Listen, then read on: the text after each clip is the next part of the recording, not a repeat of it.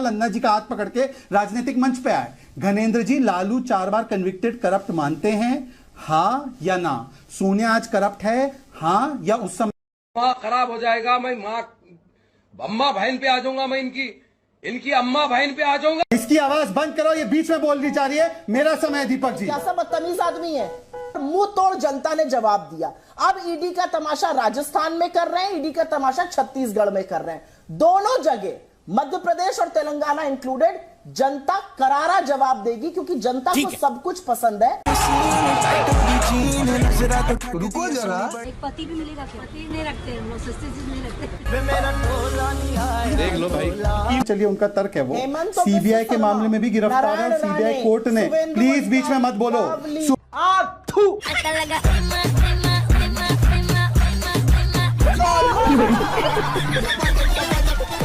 इतने तेजस। Supriya Shrinate, stop behaving like a hooligan, you will not talk in the middle. Supriya Shrinate को बोलो हुलिगन ना बने।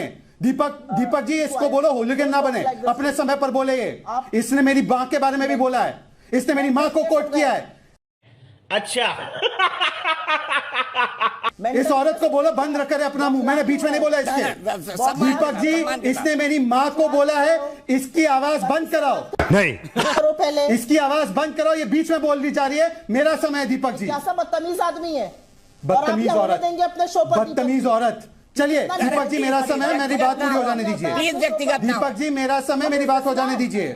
दीपक जी, मेरा समय, मेरी बात हो जाने दीजिए। ये मैं एक अनपढ़ गंवार आदमी हूँ। मैंने न स्कूल का मुंह देखा है न मास्टर का।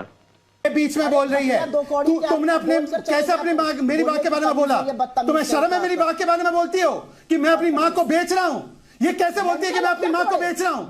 ये कैसे ऐसे बोल गई? किस प्रकार से बोल गई है मेरी माँ के बारे में? इस व्यक्तिगत ये मेरी बात मेरी माँ के बारे में क्यों बोली है? मेरे पास क्यों बोली? चुप, बिल्कुल चुप। मैं यहाँ पर कुछ आंकड़ों के साथ मैं बददिमागी की बातें और बदजुबानी नहीं करती हूँ।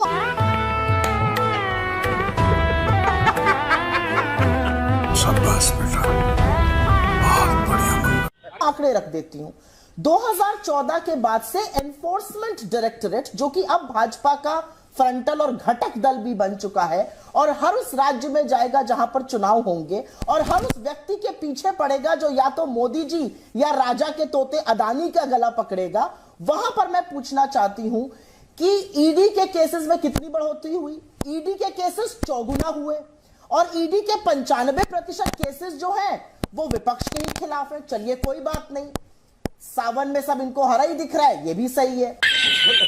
लेकिन जो हेमंत बिस्व शर्मा है, जो नारायण राणे हैं, जो शुवेंदु अधिकारी हैं, जो येदुरप्पा हैं, जो रेड्डी ब्रदर्स हैं, जो वो तमाम लोग हैं जिनके खिलाफ ईडी के केसेस थे, उन्होंने ऐसी कौन सी वॉशिंग मशीन और सर्फ से अपने दाग और धब्बे धोए हैं कि आज जब उन्होंने भाजपा का दामन थाम लिया तो ईडी उनके खिलाफ बोलती ही नहीं है।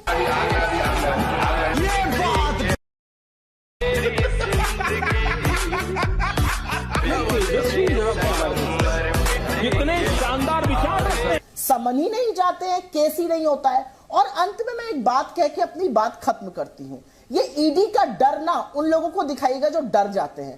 कांग्रेस में और हम लोग आपके फालतू के समन से और ईडी की गीदड़ धमकियों से डरते नहीं है।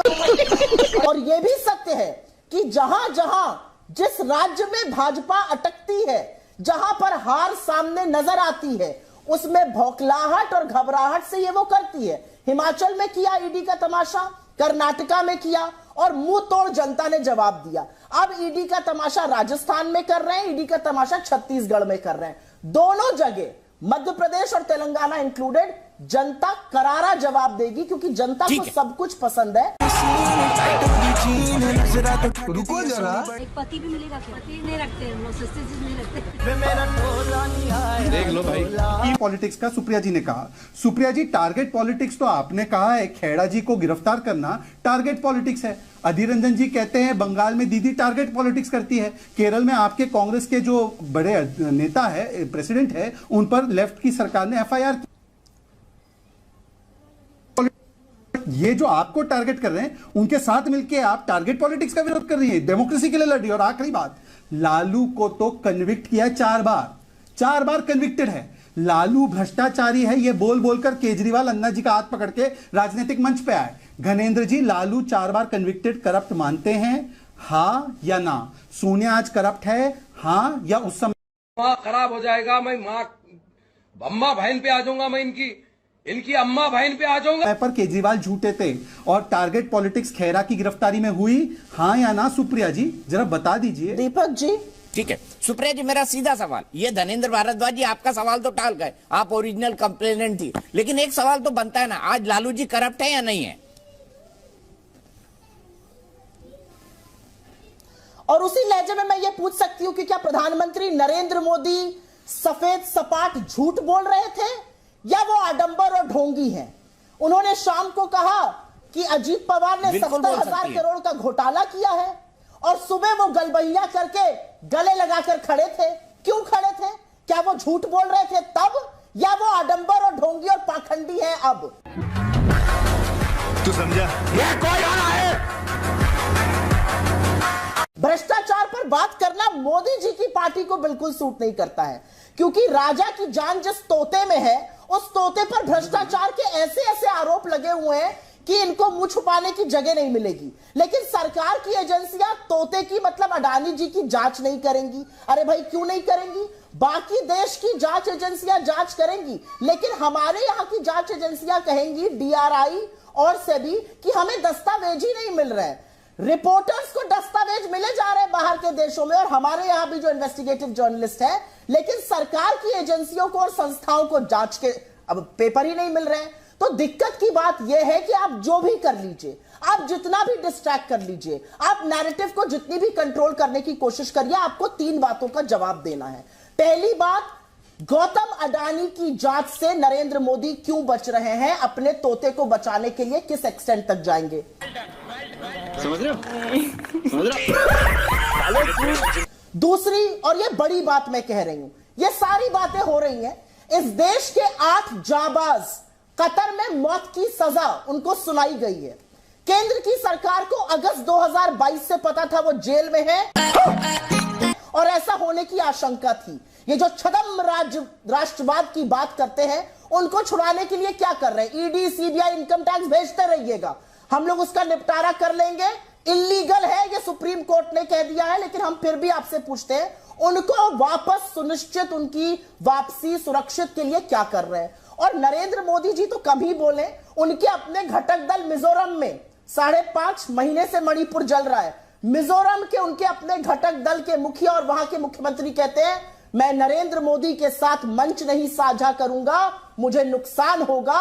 लोग मणिपुर से दुखी और क्रोधित है, आक्रोशित है। यह असलियत है आज भारतीय जनता पार्टी की। डब्बा गोल होने वाला है मिजोरम से लेकर तेलंगाना, छत्तीसगढ़, मध्य प्रदेश और राजस्थान में, और यही बौखलाहट और घबराहट उनसे यह सब करा रही है। मुझे इस बात का जवाब दे दीजिए कि नरेंद्र मोदी जी ने पाखंड क्यों किया अजीत पवार को लेकर, पाखंड क्यों किया हेमंत बिस्व शर्मा को लेकर, ढोंग क्यों रचा शुभेंदु अधिकारी को लेकर, ढोंग क्यों रचा नारायण राणे को लेकर? मैं आपके सवालों का जवाब दूंगी। जवाब और सवाल जो है ना, वो इक्वल होने चाहिए। बताइए शहजाद पूनावाला जी, आपकी पार्टी ने अजीत पवार को लेकर, हेमंत बिस्व शर्मा को लेकर, नारायण राणे को लेकर ढोंग क्यों रचा? दीपक जी, ये जो सारे मुद्दे हैं ना दीपक जी, आपने मेरा नाम लिया है, मैं इसका जवाब दूंगा। दीपक जी शुक्रिया। दीपक जी मेरा समय है। 8 लोगों की सुनिश्चित वापसी कैसे होगी? सुरक्षित वापसी दीपक जी मेरा समय है।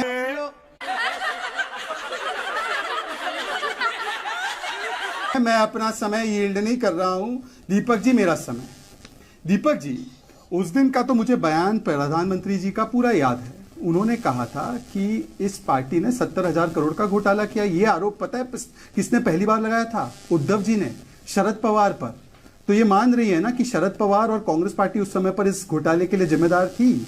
और अगर इतने ही घोटालेबाज थे तो अजीत पवार को एलओपी बनाकर क्यों रखा था? चलिए छोड़ देते, आज वो मुद्दा है ही नहीं। लालू जी पर कैसे गोल कर दिया सवाल, वो तो कन्विक्टेड है मान्यवर, बाकी तो आरोप प्रत्यारोप है। इसकी आवाज बंद करो, ये बीच में बोलनी जा रही है। मेरा समय। दीपक जी कैसा बदतमीज आदमी है ये। हमारी तरफ एक कहावत है, काठ की हांडी बार बार आग पर नहीं चढ़ती है। ये जो काठ की हांडी मोदी जी 10 साल बाद भी चढ़ा रहे हैं, लोग देख रहे हैं। और मैं तो अब ये चाहती हूं विनाश काले विपरीत बुद्धि इनकी और हो, ये और ईडी भेजे और सीबीआई भेजे और इनकम टैक्स भेजे, क्योंकि कहीं पर भारतीय जनता पार्टी भ्रमित हो गई है ये सोचकर कि ऐसा करके वो चुनाव जीत लेंगे। ऐसा करके अब आप लोगों के दिमाग में और पुरजोर और पुख्ता कर रहे हैं अपने घमंड, अपने अभिमान और एजेंसियों के अपने दुरुपयोग को। और लोग जब बदला लेते हैं तो हिमाचल से लेकर कर्नाटका तक उन्होंने मुंहतोड़ जवाब दिया है। मध्य प्रदेश, छत्तीसगढ़, राजस्थान, तेलंगाना और मिजोरम में भी देंगे। और 2024 में इंडिया के सामने जो खड़ा होगा शिकस्त उसकी होगी। और मैं इस बात से घनेन्द्र जी की बिल्कुल सहमत हूं कि इंडिया को कोई हरा नहीं सकता। कोई बात नहीं अगर अपनी मां के नाम को भी विद्रूप करने वाले भाजपाई यहां पर आकर कुछ भी कहें इंडिया के बारे में। ये बड़ी अच्छी बात कही आप। शहजाद पूनावाला जी कहिए। दीपक जी, अभी तो घनेन्द्र जी की सारी बातों से एग्री कर रही है सुप्रिया जी। घनेन्द्र जी की पार्टी ने बोला खेरा की गिरफ्तारी बिल्कुल सही है, खड़गे जी ने बोला विंडिक्टिव है। ये तो वेंडेटा पॉलिटिक्स के नाम पर बता रही ना कि हमें तो उखाड़ देंगी जनता। मेरे हस्बैंड का नाम रमाकांत ले ले।